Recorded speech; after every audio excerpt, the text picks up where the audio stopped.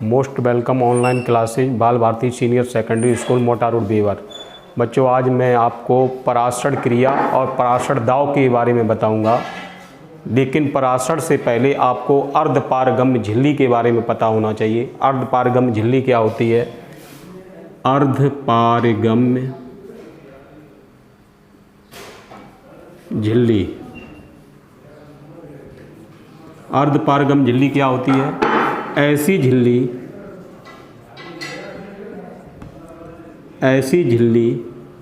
जिसमें विलायक के कण तो आर पार निकल जाएं, पर विलय के नहीं। अर्धपारगम्य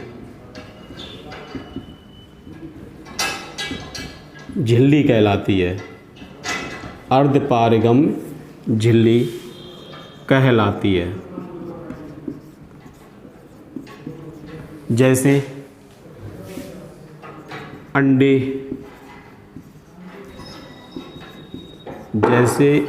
अंडे की झिल्ली,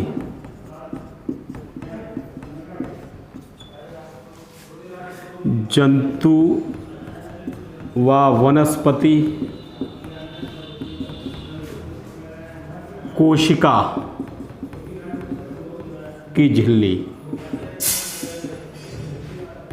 ऐसी झिल्ली जिसमें विलायक के कण आर पार निकल जाएं पर विलय के नहीं, अर्धपारगम्य झिल्ली कहलाती है। जैसे अंडे की झिल्ली, जंतु व वनस्पति कोशिका की झिल्ली। यहाँ पर एक बात और आती है, अगर आपसे कोई कहे पारगम्य झिल्ली, तो पारगम्य झिल्ली क्या होगी? ऐसी झिल्ली जिसमें विलय और विलायक दोनों के कण आर पार निकल जाएं, पारगम्य झिल्ली कहलाएगी।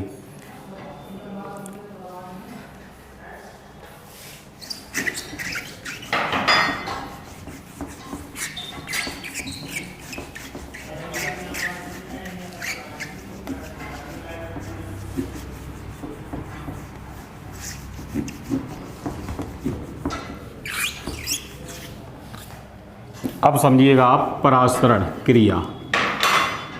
परासरण क्रिया, परासरण क्रिया क्या है? वह क्रिया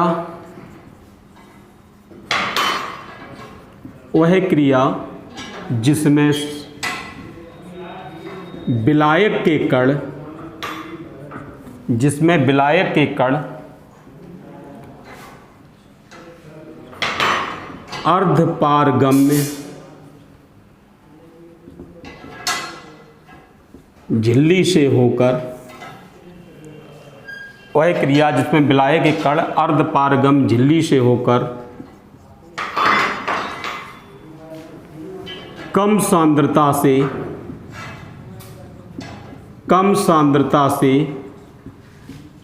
अधिक सांद्रता की ओर अपने आप गति करने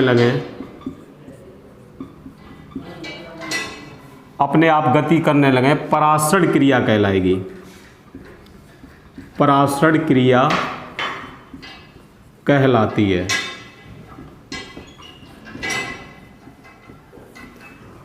वह क्रिया जिसमें विलायक के कण अर्धपारगम्य झिल्ली से होकर कम सांद्रता से अधिक सांद्रता की ओर अपने आप गति करने लगते हैं, परासरण क्रिया कहलाती है।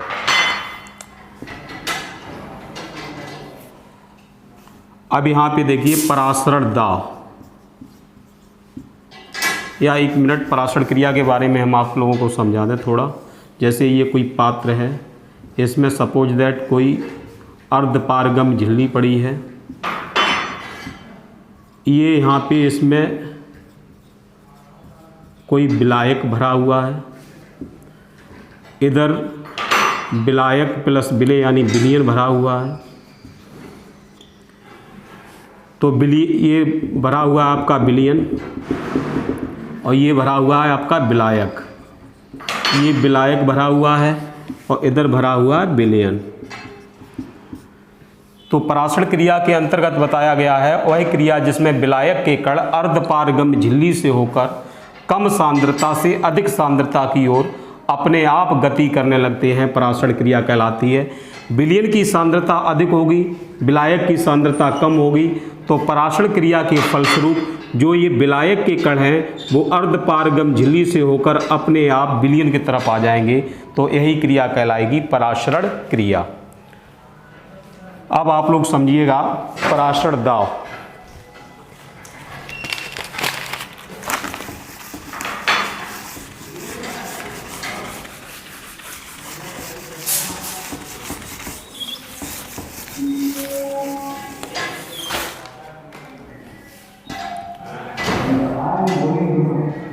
पराशरण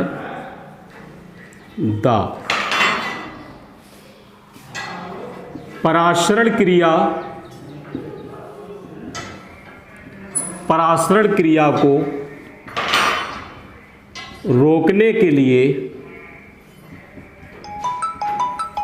क्रिया को रोकने के लिए जितने बाहरी दाव पराशरण क्रिया को रोकने के लिए जितने बाहरी दाव की आवश्यकता होती है, बाहरी दाव की आवश्यकता होती है, पराशरण दाव कहलाता है। पराशरण दाव कहलाता है।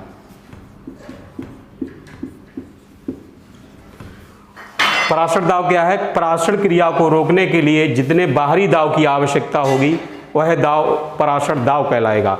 यानी वह दाव, अगर हम पराशरण क्रिया कहीं हो और पराशरण क्रिया को रोकने के लिए जितने दाव की आवश्यकता होगी वो कहलाएगा पराशरण दाव।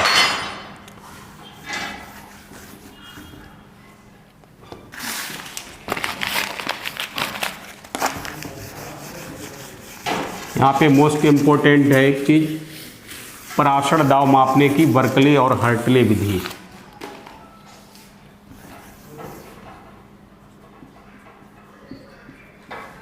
पराशरण दाव मापने की बर्कले और हर्टले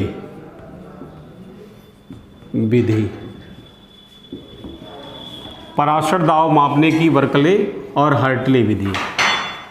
बेटा इसका एक डायग्राम होता है, वो बनाओ पहले आप, डायग्राम से समझाएंगे मैं आप लोगों को।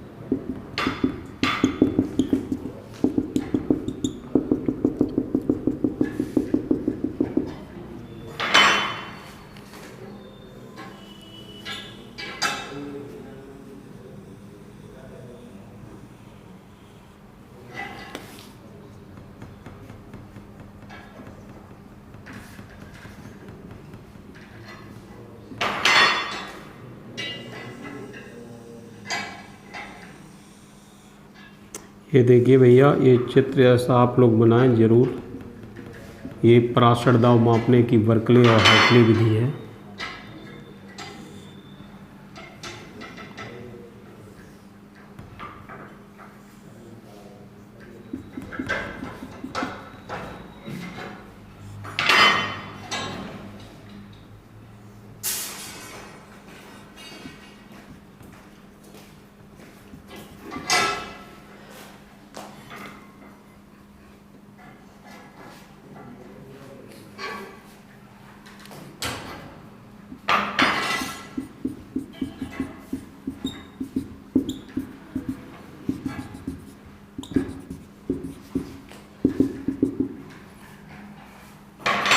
ये तुम्हारी पिस्टन लगी हुई है, पिस्टन। ये दाव मापी यंत्र, ये कीप लगी हुई है, ये तुम्हारी केस नली लगी हुई है,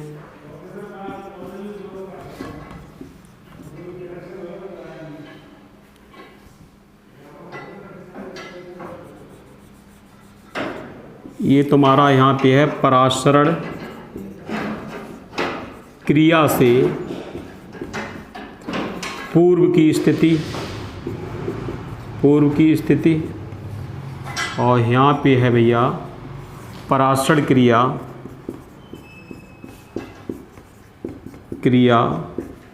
के बाद की स्थिति। ये तुम्हारा अर्धपारगम्य झिल्ली का अस्तर लगा हुआ है। इसमें तुम्हारा विलयन भरा हुआ है और इसमें तुम्हारा विलायक जल भरा हुआ है। ये जो बाहर वाली है, ये दोनों, ये बाहर वाली जो नली है वो बाह्य नली है और ये अंतः नली है, अंतः नली। भैया ये पराशर दाव मापने की बर्कले हार्ट और हार्टले विधि का चित्र है। इसमें कैसे समझें, पहले समझिएगा। इस विधि में कांच की दो समकेंद्रित नलियां होती हैं।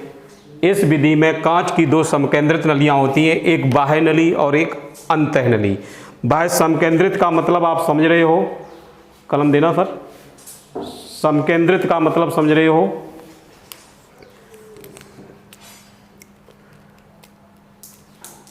जैसे ये पेन से, एक पेन की ये नली होगी, दूसरी इसके अंदर ये रिफिल पड़ी है, इसकी नली हो गई।